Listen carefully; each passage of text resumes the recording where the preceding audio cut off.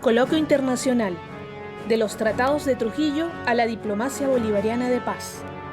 200 años del encuentro entre Bolívar y Morillo. Los días 25, 26 y 27 de noviembre.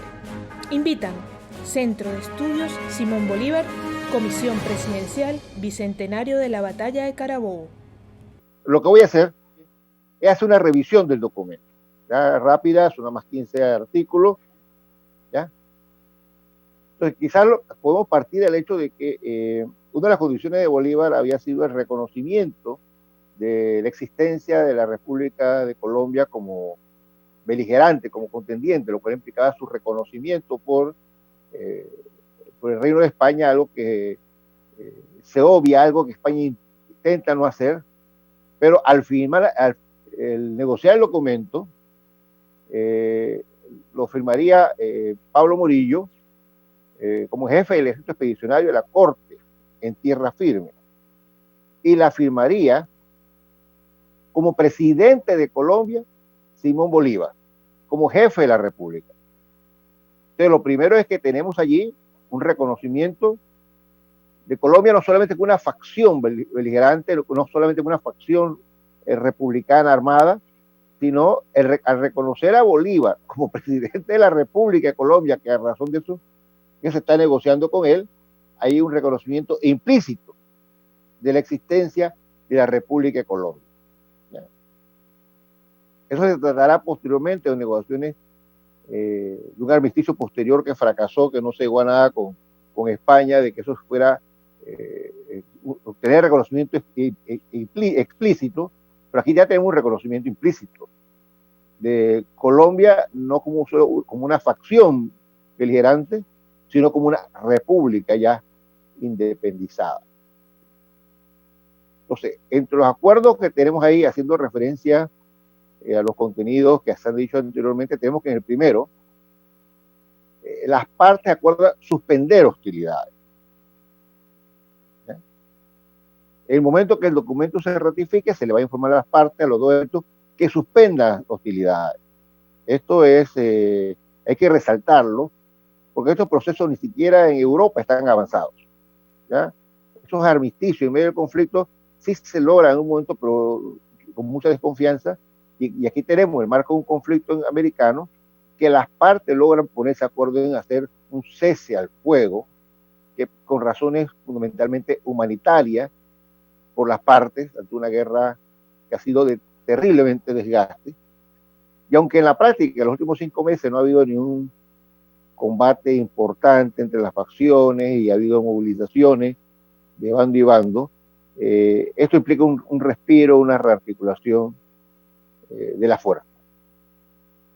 Segundo, este convenio provisionalmente se le dará un periodo de 6 meses con la esperanza de que se pueda pues obtener un acuerdo más formal de reconocimiento que dé un periodo mayor, pero por lo menos por 6 meses duraría el armisticio, y entonces 6 meses sí se puede prorrogar a otro periodo. Entonces ya se sabe que por lo menos la mitad del tiempo, por lo menos durante 3 meses, las partes podrán pasar a rearticularse, reabastecerse, por lo menos alimentos, atender sus heridos y darle un respiro a las poblaciones civiles que en medio de estos conflictos han estado con el corazón en la mano, sea un bando o sea el otro que llegue a un territorio, la población civil siempre es la víctima. En el tercero, las partes acuerdan tener sus posiciones, no avanzar, no aprovechar para avanzar sus posiciones, lo cual hace que se haga un acuerdo más o menos, ahí se señalan unos límites, que no voy a leer, pues se acuerdan unos límites, unos ríos, donde cada uno se podría mantener, pero sabiendo que esos límites, las autoridades locales de pronto podrían conversar entre ellos para tratar de definirlos en algunos contornos, ya que es una línea muy abierta, muy general. ¿Ya? En el caso de Maracaibo, una ciudad bien importante que está en manos de un oficial español que está asediada por oficiales republicanos. Entonces, se acuerda también hay una especie de cese al fuego y aceptar que la situación se mantenga como está, lo cual significa que el punto donde en este momento hay mayor potencialidad de conflictividad, por lo menos que cese ese conflicto por un periodo. Y ahí, insisto, aquellas áreas donde la línea no está muy clara o que ni siquiera se menciona, entonces que los comandantes y las oficialidades, autoridades civiles y militares que estén de ambos bandos se pongan de acuerdo para evitar conflictividad.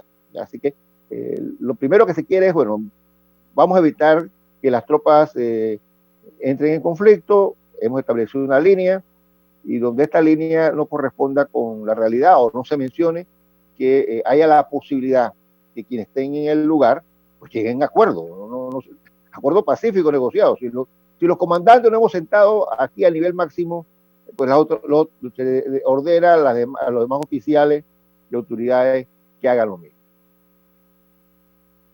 Entonces, el artículo tercero, si se encontraba una tropa dentro del territorio que se le había asignado al bando contrario, los oficiales tenían que mover sus tropas hacia el territorio republicano o el territorio bajo jurisdicción monárquica. ¿Ya? Porque eso era obvio que podía pasar, ya que si bien ha habido la intención de tener un comando central, en la práctica ha habido muchos movimientos de tropas individuales, hay muchos voluntarios, hay muchos guerrilleros, gente que se ha movido ocupando posiciones por órdenes previas, y cuando llega el convenio, pues a veces están colocados en un lugar donde estratégicamente convenía efecto de la guerra, pero que hacerse el pacto tienen que regresar. Bueno, y eso se puede hacer a través de las órdenes ejecutivas. Ahora, ¿qué hacemos con la guerrilla? Las guerrillas han surgido espontáneamente, se han incorporado como elementos medio voluntarios, especialmente en el bando republicano, también en el bando monárquico. Hay fuerzas que se han levantado en términos de guerrilla para defender sus institucionalidades en ciertos territorios que son afectos a la monarquía. Entonces, a ellos se le dan dos opciones. La primera, si quieres seguir como combatiente, pues te tienes que salir de tu territorio y moverte al territorio que ha sido entregado al otro bando. La opción es que te desmovilices, entregues tus armas, te incorpores a la vida civil y el bando correspondiente no te va a perseguir, sino que lo va a aceptar.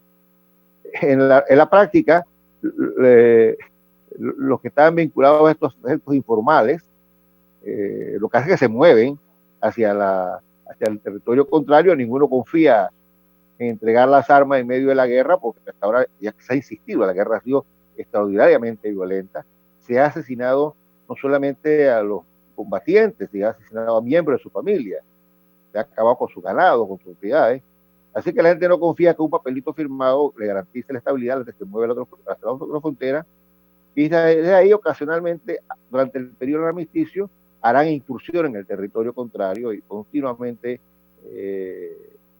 las autoridades españolas, primero Morillo, luego de la Torre, estarán quejándose de esto. No tanto del bando monárquico, también el bando monárquico esto ocurre. Pero la idea era que se retirasen las tropas. Y si la presencia de las tropas hubiese posibilidad de crear un clima de paz, un clima de conciliación. Luego tenemos dos pueblos que están ubicados en las líneas. El primero es el pueblo de Carache, que está ocupado por tropas monárquicas. Y ahí se acuerda, bueno, mire, que comandía bajo el poderío monárquico, pero no con uno más de 25 soldados, y nosotros lo respetamos. Y entonces se acuerda que una ciudad liberada, la ciudad de Barinas, que ha sido utilizada como paso y tiene una posición estratégica, ocurre lo mismo. Está bajo dominio republicano, pero está ubicado en el marco de la línea. Entonces, que esa ciudad pues continúe bajo el dominio republicano, pero solamente con un comandante y 25 oficiales. Ya sé que hasta ahí tenemos un convenio firmado o negociado en buena fe, tratando de limitar las causas de conflicto. ¿Ya? En el artículo 7 se señala la suspensión de las hostilidades marítimas, ya sea de las marinas de ambos bandos. Aquí hay que decir que el grueso de la Marina o de la Armada Española está involucrada en conflicto europeo. Aquí lo que tienen son fuerzas muy limitadas, y que el bando republicano tampoco tiene una armada, tiene una pequeña flotilla muy débil, que no es un factor militar. Es decir, la guerra no se va a decidir aquí en tierra, está decidiendo en el mar, pero se va a decidir en tierra. Lo que pasa es que los españoles tienen contratado a algunos corsarios que tienen licencia para atacar los puertos republicanos, arrebatarles botines. Entonces la idea también es que me detengas a esos piratas, esos corsarios, que son una fuente de conflicto, y eso se acuerda, bueno, que eso va a ocurrir, aunque aún sin permiso habrá quejas de los republicanos de que estos corsarios intentan incursionar en Cartagena y otras ciudades en Colombia, o lo que sea de Colombia y Venezuela. El artículo 8 y 9 lo que señala es que estas ciudades, van demostrando algunas, Cartagena, Maracaibo y otras en general, tengan la libertad de comerciar entre ellas los abastos. Estamos hablando de los alimentos, de la carne, de los granos, verduras. Esto no incluye armamento ni municiones, aunque claro, entre una cosa y otra siempre se irá algo subverticio, pero la idea es que los abastecimientos de alimentos, medicamentos, atención médica, puedan moverse de una ciudad a otra independientemente de donde venga, para mantener reabastecer a las poblaciones que han quedado en medio del conflicto, pasando una situación pues, muy complicada.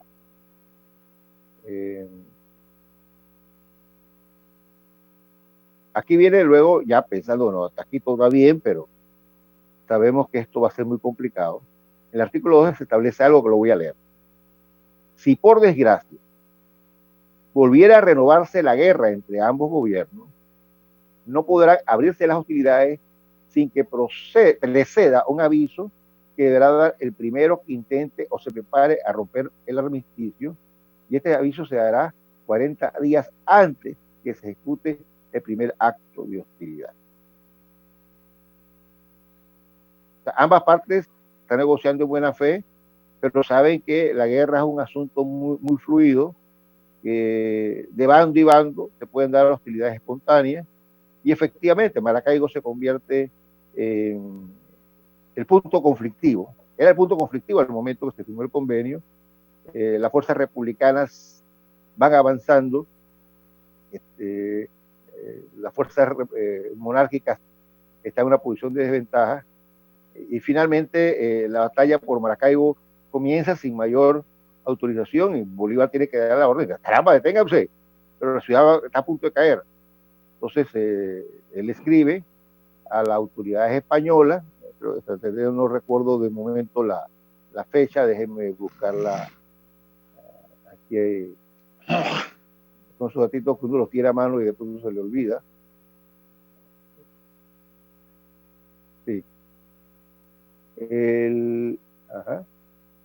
Efectivamente, Bolívar comunica, en base a este artículo 12, el 10 de marzo, informa que se van a reanudar los conflictos, y el conflicto y que la reducción de conflictos ocurriría el 1 de mayo. Es decir que si bien se reconoce que ya la conflictividad está a punto de continuar, que el armisticio no va a poder seguir funcionando por la propia dinámica de la guerra, él cumple con avisarlo un poco más de los 40 días. Esto confirma las dudas de muchos monárquicos de que este convenio al final lo que le iba a servir a los republicanos, porque era más fácil convencer a los ciudadanos locales y obtener el apoyo de fuerzas locales frente al conflicto, obtener recursos, reabastecerse. En cambio, las fuerzas monárquicas estaban dependiendo de abastos que llegaran de España. La propia España, la revolución de Riva y Quiroga, ha hecho que grupos monárquicos le resten el apoyo no solamente en España, sino en América. Y es muy difícil reorganizar, porque hay propio conflicto en España, es muy difícil reorganizar el combate. Y España trata de persuadir a lo que es Colombia y Argentina, de que se va a restaurar la Constitución de Cádiz, se va a reconocer los regímenes republicanos, que era concesión que quizás Fernando VII debió haber hecho en el 14, ya es muy tarde, y tampoco se cree que el régimen republicano y esas concesiones duren más allá del retorno del rey. Entonces, el artículo 13 se refiere a que lo que implicaría lo que se entiende como una hostilidad que podría fin al conflicto, que efectivamente es que un bando entre posición de territorio más allá del limitado de la frontera, e insisto, Maracaibo es el punto de inflexión aquí, el pase de Maracaibo al bando republicano, con lo cual el bando monárquico pierde el control de la costa, es extraordinariamente clave. El 14... Profesor, le quedan 2 minutos. Sí, el 14 se está refiriendo pues a los altos principios filantrópicos de este convenio, y el 15 a los procesos ratificatorios. España había enviado a otros comisionados a tratar de lograr un convenio más extenso, pero si este logró ser firmado en condiciones muy conflictivas, los negociadores enviados de Madrid fracasarían. Bien, muchas gracias.